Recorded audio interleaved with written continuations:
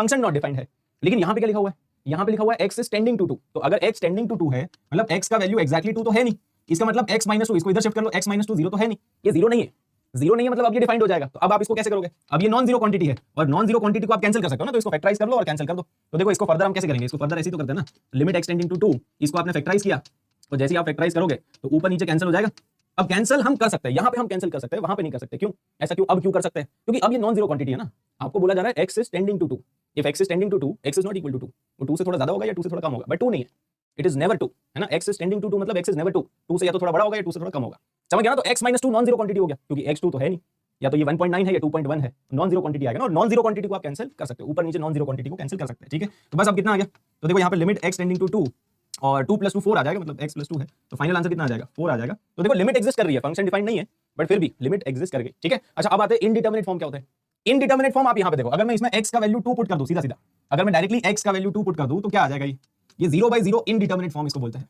अब समझ में आया इनडिटरमिनेट क्यों है, इनडिटरमिनेट क्योंकि हम इसमें फंक्शन का वैल्यू डिटरमाइन नहीं कर सकते, लेकिन उसकी लिमिट हम निकाल सकते हैं, अप्रोक्सीमेट वैल्यू, लिमिटिंग वैल्यू हम निकाल सकते हैं, बट उस पॉइंट पे फंक्शन डिफाइंड नहीं है, समझ गए। तो ये पूरा कॉन्सेप्ट लिमिट का। तो टोटल 7 इनडिटरमिनेट फॉर्म्स होती है लिमिट के अंदर, जो आपको एक एक करके पढ़नी होती है, और ये साथ ही साथ अगर आपने अच्छे से पढ़ ली तो सवाल यहीं से आएगा। इनफैक्ट मैं आपको ये भी बता देता हूं कि ये वाली जो इनडिटरमिनेट फॉर्म है ना, ये इनसे ज्यादा सवाल आते हैं, 0/0 के काफी आते हैं, इनफिनिटी/इनफिनिटी के काफी आते हैं, इन सब के उतने ज्यादा सवाल नहीं आते, 1 की पावर इनफिनिटी के काफी सवाल आते हैं।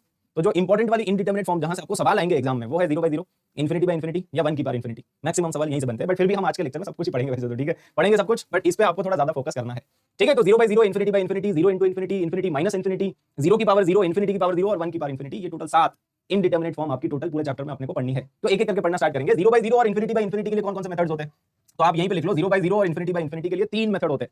अगर कोई भी जैसे ये सवाल है तो इसमें हमने क्या किया, फैक्टराइज किया, फैक्टराइज करके कैंसिल कर दिया ना। तो जब भी 0/0 का सवाल आएगा या इनफिनिटी/इनफिनिटी का सवाल आएगा तो इनको सॉल्व करने का मेथड क्या होता है, 0/0 या इनफिनिटी/इनफिनिटी को सॉल्व करने का मेथड होता है, 3 मेथड होते हैं बेसिकली। एक होता है फैक्टराइजेशन, आप फैक्टराइज करो जैसे हमने यहाँ पे किया है ना, फैक्टराइज करो और ऊपर नीचे जो भी कॉमन फैक्टर है उसको कैंसिल करो। दूसरा होता है रैशनलाइजेशन, रैशनलाइज कर सकते हो आप, रैशनलाइजेशन, ठीक है। रैशनलाइजेशन मतलब जहां पे भी रूट दिखे तो रैशनलाइज कर लो आप, अगर आपको किसी भी सवाल में रूट दिख रहा है तो वहां पे आप उसको रैशनलाइज कर सकते हो। तो जहां पे मतलब रूट वाले सवाल आएंगे ना उसमें रैशनलाइज कर लो, और अगर ऐसे सवाल है तो इसमें फैक्टराइज कर लो। जनरली ये जो पॉलिनोमियल टाइप के सवाल होते हैं ना वो फैक्टराइज हो जाएगा, और जो रूट वाले सवाल है उसमें रैशनलाइज हो जाएगा। और एक और मेथड होता है जिसको बोलते हैं लॉपिटल रूल, ठीक है।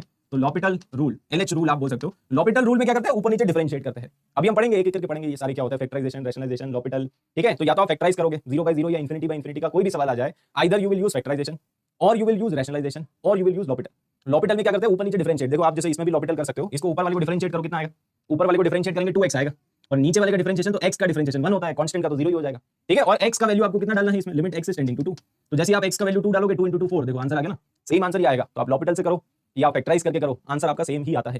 तो लॉपिटल में क्या करते हैं, न्यूमरेटर को डिफरेंशिएट करते हैं,